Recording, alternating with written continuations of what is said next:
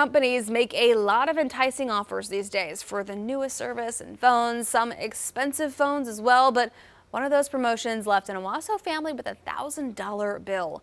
ST News Oklahoma problem solver Pete Knutson found out. It's a story you can probably relate to.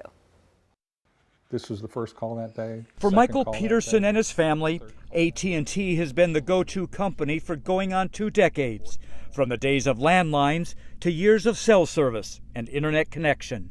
But now, those days, those years of loyalty may be numbered. I've grown very frustrated and angry with AT&T.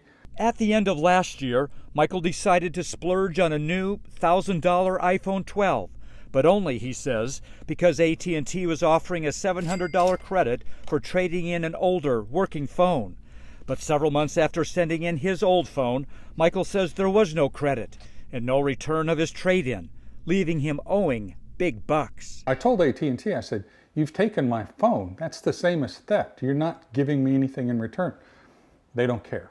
They said, "We're not giving you your phone back." Michael acknowledges he sent in some wrong paperwork at first, but says he quickly corrected it and was told his credit would hit his account.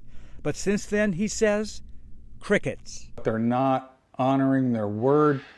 People promised to help you. The local AT&T office here promised to help me and get back to me.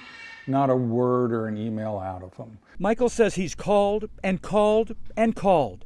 A baker's dozen of calls at last count, some calls lasting hours. He's jotted down meticulous notes of every one of those calls, finding himself having to repeat his story every time, from the beginning, every time. It's extremely frustrating dealing with AT&T. On hold forever, it seemed, Michael says, then transferred back and forth to at least 5 different departments. I don't know why AT&T can't figure it out. Every department you talk to points their finger at another department. Finally, Michael decided to go to small claims court, but the cyber attack on the city of Tulsa hacked those plans, put them on hold for weeks. Right now, I'm stumped. AT&T won't do anything for me. So we got in touch with AT&T and sent them a copy of Michael's notes and emails. AT&T responded the next day.